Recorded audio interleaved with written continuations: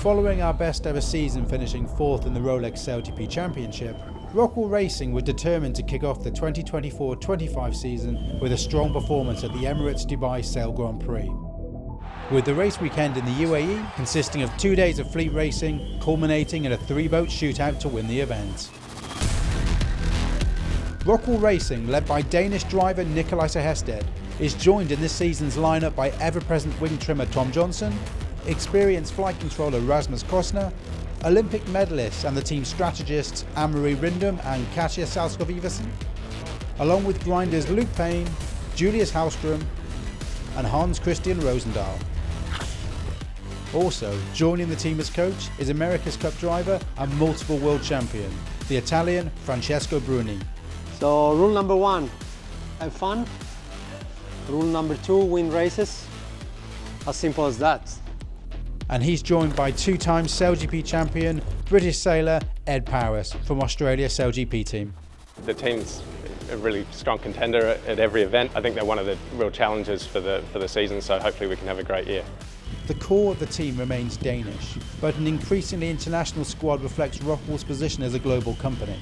So an off-season rebrand sees the team transformed from ROCKWOOL Denmark to ROCKWOOL Racing SailGP Team.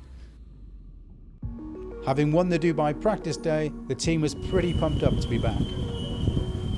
We left a bit behind in the last season and really want to come back strong and prove that we are among the best teams here in SailGP. And as the fans turned out in force for race day 1, the light breeze meant all 11 teams were entering into a sporting lottery. It looks pretty light. To combat light airs, the largest 29-metre wing was chosen to race with, and the teams reduced their crew size to help get the F50s moving.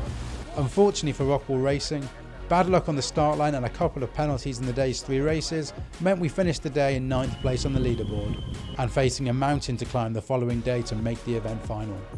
Just struggled a bit to get through the fleet, and also when we were in the front we struggled to stay there, and when we were in the back we struggled to catch up, so we just struggled all day. I think we identified some improvements, definitely on the comms between the boot and the boat. Maybe there was a little bit of over comms from our side. I think we can improve there for sure. On to the final day of racing, and the news had leaked that grinder Hans Christian Rosendahl was departing from the squad following the event, leaving the team more determined than ever to end his SailGP career on a high. It's quite a special day. I was here with the team when it started almost 5 years ago. A very emotional day for me. With the wind filling in during the penultimate fleet race, a much stronger start set up the best result of the regatta for the Danes, with much of the racing at close quarters. But one question remained: would today's standby grinder Rosendahl get one last race on the F50? Check HQ, prøv at lave radio check now. And the answer was yes. ROCKWOOL Denmark, they're on a charge. Nikolaj Hested going to break the line on 0 if he's got his timing right. What a start by ROCKWOOL Denmark. They're going to be so fast to mark 1. The team led the final fleet race from start to finish and looked a different prospect compared to the previous day. And watching on was wing trimmer Tom Johnson's partner, Danish Olympic sailor Lynn Selholt, and their young son. Nikolaj Hested and ROCKWOOL Denmark bring it across the line for the Emirates winning moment as they claim the victory in race number 5. That one's for you, Hansi. Yeah, nice one, Hans. It's been an absolute pleasure having you, Hansi. Finish on a win for Hansi. Yeah, that's good. Obviously quite sad and emotional to lose Hansi, and it's been so important to our team. He can now say he stopped at the top with a race win, and that's all we wanted to give him today.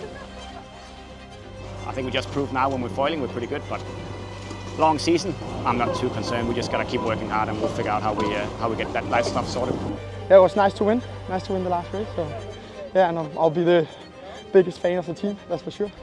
This leaves the team in 8th place in the standings at the end of round 1, but having won their first fleet race of the season and with 12 months until the grand final in Abu Dhabi, there's plenty of time for ROCKWOOL Racing to fight for the Rolex SailGP Championship. And after the event had finished, the fleet's female athletes remained in Dubai for the women's performance camp, delivered by DP World, as they lined up 3 F50s for 2 days of bespoke on-water training. How good was this, eh? Next up, SailGP heads to Auckland for the New Zealand Sail Grand Prix, where ROCKWOOL Racing will be looking to move up the rankings.